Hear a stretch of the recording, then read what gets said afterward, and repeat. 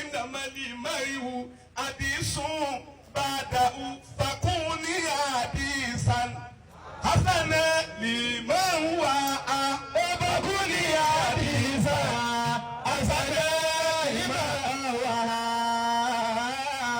mo wá bẹ̀rẹ̀ tọ́pìkì mo bẹ̀rẹ̀ bá sùn mi látọ̀rí pẹ̀lú àwọn aṣáájú ni إنما المرء حديث بعده èmi àti wọ́ إنما المرء حديث بعده àtàwa إنما المرء إنما المرء حديث بعده àtọkùnrin àtobìnrin إنما المرء حديث بعده aláàzí mẹ́gàdì irun lé. إنما المرء حديث بعده ẹ̀dàkùn ìjọba orílẹ̀-èdè yìí àtàwọn gómìnà rẹ̀ àtàwọn tí wọ́n jẹ́ representative wọn. إنما المرء حديث بعده ìfọ̀bìnrin gbogbo tí jẹ́rìn àdínkù bá dàrú. إنما المرء حديث بعده ìzàn hasanà liman wàá. فكوني حديثا حسنا لمن ẹkú wa láti tàn. bàbá wa wáyé wá ṣe wọn ti tàn. فكوني حديثا àwọn tó bí wọn ti tàn. حسنا لمن bàbá wa adúsúwẹ̀dù ti tàn. فكوني حديثا bàbá wa sọ̀làdínì kọ́ládé wọ́n ti tàn. فكوني حديثا bàbá wa olókùn mímọ nílé Ọ̀yọ́ wọ́n ti tàn. حسنا لمن àwọn ẹni pátá wọ́n ti tàn kódà àwọn ẹni ibi náà ló ti فكوني حديثا àtàkọ́ méjèèjì fún ibi. àtàlẹ́ àlìmọ́ wa á. ọkùnrin àdìsá. àdìsá ni àsànà àlìmọ́ wa. ọkùnrin àdìsá.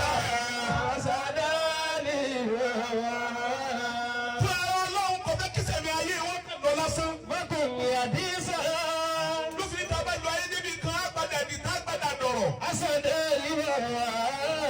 èmi ọ̀dọ̀rọ̀ lọ́la ọ̀dọ̀rọ̀ lọ́la ọkùnrin ọ̀dọ̀rọ̀ lọ́la obìnrin ọ̀dọ̀rọ̀ lọ́la ìwọ ọ̀wọ́ ló yẹ ká jẹ́ àṣà náà ni máa ń wà.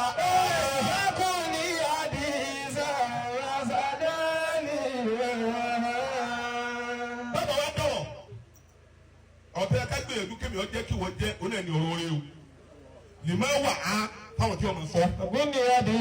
lè máa wà á fáwọn tí wọ́n máa ha bí àhàbà. àwọn tí àwọn kan bẹ wọ́n ha ọ̀rọ̀ rẹ̀ pálí tó pálí.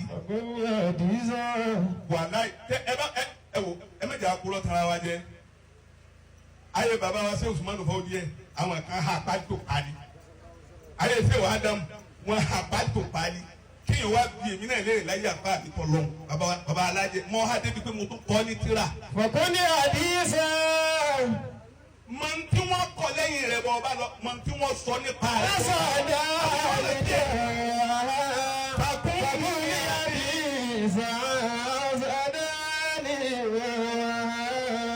Tọ́lẹ̀dì ẹ̀rọ tí wọ́n di ọ̀rọ̀ láyé lábúdà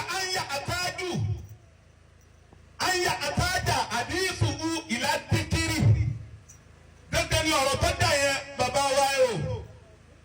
Bó bá ti dọ̀rọ̀ tẹ̀mí dọ̀rọ̀ tí wọ́n dọ̀rọ̀ yàtàjù àdìsù kàìlà dìkìrì. Àwọn èèyàn ó sì máa rántí ọ̀rọ̀ tó dà. Ìnàbẹ̀lì mẹ́rin wà ní ikú náà yàwó.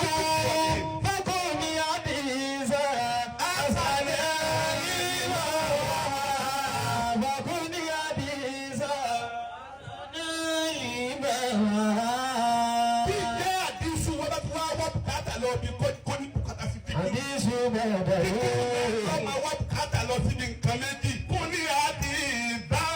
Asana lima fakun ní àdì ìdá. Asana lima. Dikiru li insani ala li khairi wa dikiru li insani ala sharri.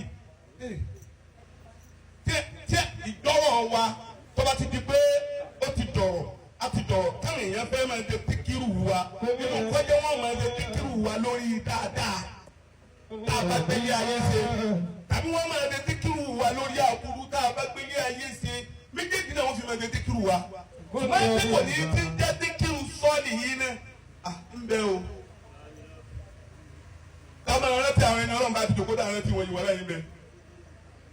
anabi wa Muhammad sallallahu alayhi wa sallam. òun bá sọ yìí pé wa idha ra'aytum majalisa dhikr ó ní fatawu fiha. sallallahu alayhi wa sallam. anabi ní idha ra'aytum riyadul jannati fatawu fiha.